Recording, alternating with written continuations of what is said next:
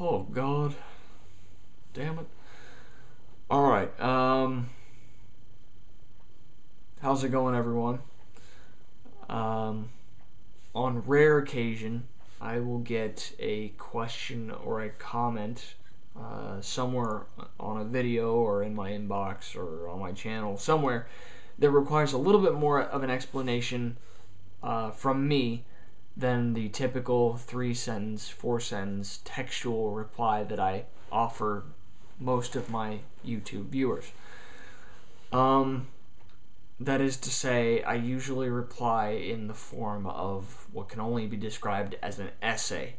And let's face it, despite how interesting I may seem, no one really wants to read an essay on my thoughts. Or at least not when you could watch a video of it. So, I thought it would be nice to start replying to these rather extensive questions with a video response instead of the essay. I don't know if I'm going to make this a habit per se, but depending on how this is received amongst my viewers, I may continue doing it, or I may discontinue it. Depends on you guys. To bring everyone up to speed, I'm currently discussing with a viewer the issues of composition, originality, a compositional groove, and adding flair to a solo. I don't really want to touch on originality because I don't want to give away my approaches to composing. I want to maintain the sanctity, I guess, of my own original styles, whatever they may be. I don't want you guys ripping them off. That's just the paranoia that comes along with being a musician. Okay, but I can touch upon getting out of a compositional groove and as well as adding flair to a solo. So, for those of you who don't know or who have never experienced the bane of existence that is the compositional groove, think of it this way. You have a solo or a riff or a melody or something that you just want to hold on to and never forget it. So you play it over and over and over and over and over until it's burned into the back of your head. The only problem is, from then on, everything starts to sound like that one piece of art. And let's face it, nobody wants to hear the same thing over and over. It's repetitive. It's Dragon Force. It's boring.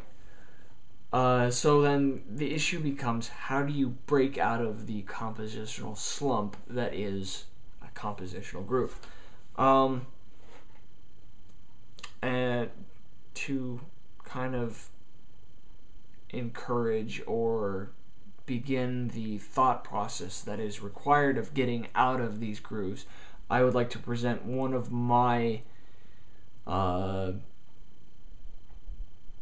the ways that I worked out of a compositional groove.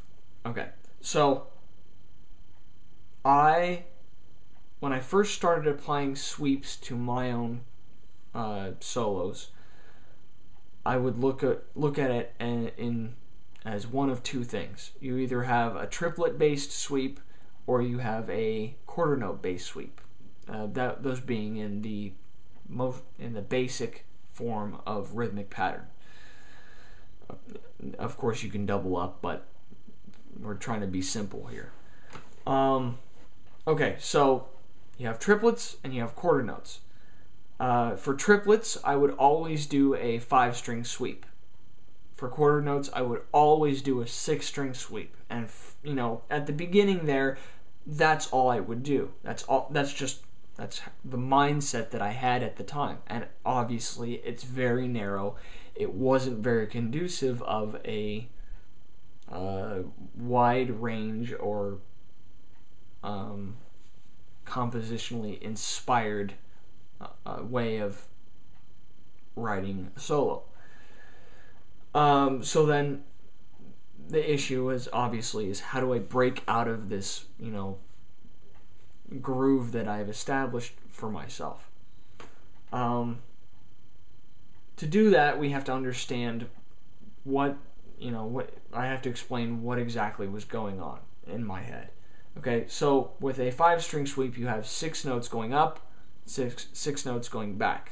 Okay, to demonstrate, 1, 2, 3, 4, 5, 6, 1, 2, 3, 4, 5, 6, 1.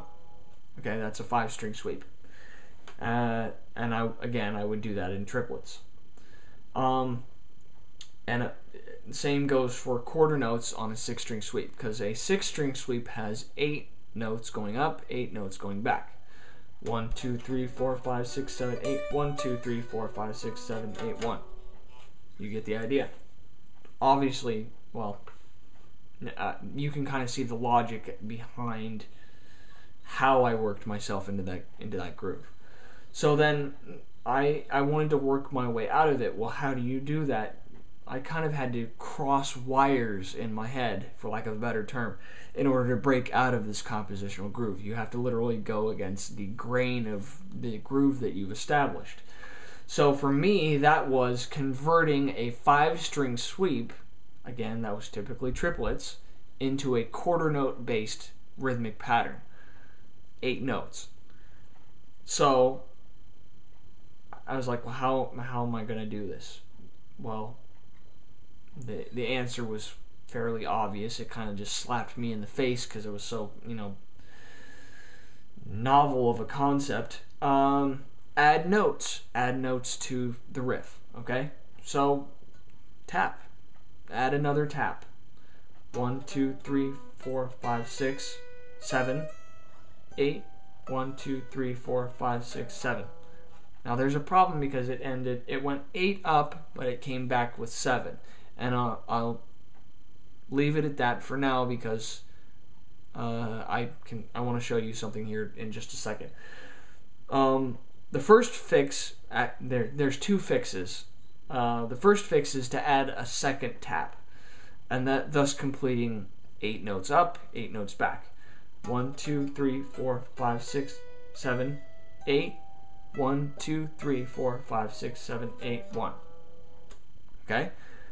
The next solution utilizes that 7 coming back this way. You have your 8 notes going up. 1, 2, 3, 4, 5, 6, 7, 8. 1, 2, 3, 4, 5, 6, 7, 8. So I've converted the 8th note into a slide.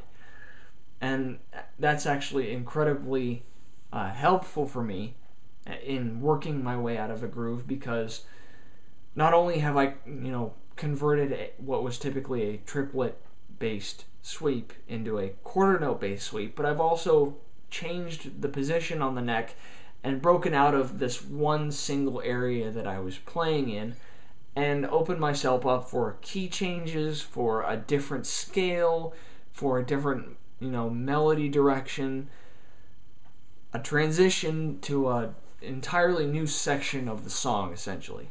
And the same goes for a 6-string sweep, breaking it into triplets. Again, a 6-string sweep in my mind was always quarter notes. Break it into triplets, and suddenly you have a new sweep. You have a new perspective on the sweep. Okay, so I'm going to count this in 3s because that's just how my brain works. 1, 2, 3, 1, 2, 3, 1, 2, 3, 1, 2, 3, 1, 2, 3, 1, 2, 3, 1, 2, 3. I might have miscounted that. One more time, hold on. 1, 2, 3, 1, 2, 3, 1, 2, 3, 1, 2, 3, 1, 2, 3, 1, 2, 3, 1. Okay, yeah, I did count it wrong.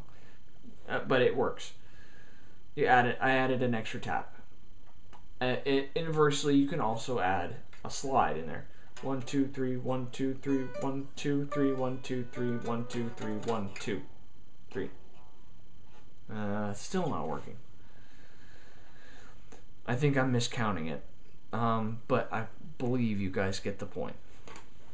Okay, obviously it's going to need a little bit of hammering out. It kind of shows how much preparation I have for this thing, but you get the idea, I hope. And then adding that extra tap also speaks to the effect of the flair and the, new twist that it gives to the solo.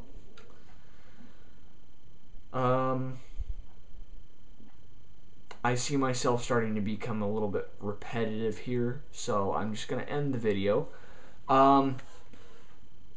Stay brutal, my friends, and let me know what you think. Take it easy.